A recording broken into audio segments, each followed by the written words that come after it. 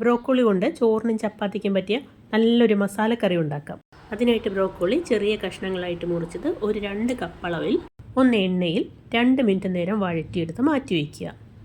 പിന്നീട് അല്പം കൂടെ എണ്ണ ഒഴിച്ച് കടുകിട്ട് ഒരു ഏലക്ക, ഒരു കഷ്ണം പട്ട, 2-3 ഗ്രാമ്പൂ ഇതുകൂടെ ചേർത്ത് ചൂടായി വരുമ്പോൾ 1 ടീസ്പൂൺ ഇഞ്ചിയും 1 ടീസ്പൂൺ ഗാർലിക്കും കൂടെ ചേർത്ത് ഇളക്കി അതിൻ്റെ പച്ചമണം മാറി വരുമ്പോൾ ചെറുതായിട്ട് അരിഞ്ഞു വെച്ച 2 സവാള കൂടി ചേർക്കുക.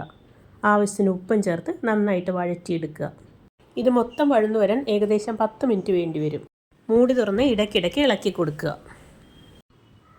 സവാള പാതി വഴന്നു കഴിയുമ്പോൾ, അതായത് ഏകദേശം ഒരു 8 മിനിറ്റ് കഴിയുമ്പോൾ ഒരു ചെറിയ തക്കാളി അരിഞ്ഞ് ചേർക്കുക. 3-4 പച്ചമുളക് കൂടി ചേർക്കുക. ഒരു 2-3 മിനിറ്റ് കൂടി അടച്ചു വയ്ക്കുക. ഇനി ഇതിലേക്ക് വേണ്ട പൊടികൾ ചേർത്ത് തുടങ്ങാം. 1 ടേബിൾ സ്പൂൺ മല്ലിപ്പൊടി ചേർത്ത് നന്നായിട്ടൊന്ന് ഇളക്കി കൊടുക്കുക. ഇനി ഇതിലേക്ക് 1 ടീസ്പൂൺ മുളക് പൊടി കൂടെ ചേർത്ത് കൊടുക്കാം.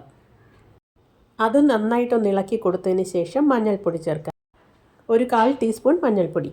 ഇതെല്ലാം കൂടെ ചേർത്തിളക്കി ഇതിൻ്റെ കളർ ഒന്ന് മാറിക്കഴിയുമ്പോൾ ഒരു 1/2 ഗ്ലാസ് വെള്ളം കൂടെ ചേർത്ത് ഇളക്കി ഒരു 2 മിനിറ്റ് മൂടി വയ്ക്കുക.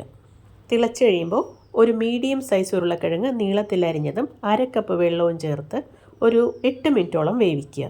വെള്ളത്തിന് പകരം 2ാം പാലാണ് ചേർക്കുന്നതെങ്കിൽ കറിക്ക് കുറച്ചുകൂടി ടേസ്റ്റ് കൂടും. ഈ ഉരുളക്കിഴങ്ങ് നന്നായിട്ട് വെന്തതിന് ശേഷം ഒരു 1/2 കപ്പ് ക്യാബേജ് കൂടെ ചേർക്കാം. അതും ഒരല്പം വലിയ കഷ്ണങ്ങളായിട്ട് അരിഞ്ഞതാണ്. ഇത് ആവശ്യമുണ്ടെങ്കിൽ മാത്രം ചേർത്താൽ മതി, ഓപ്ഷണലാണ്.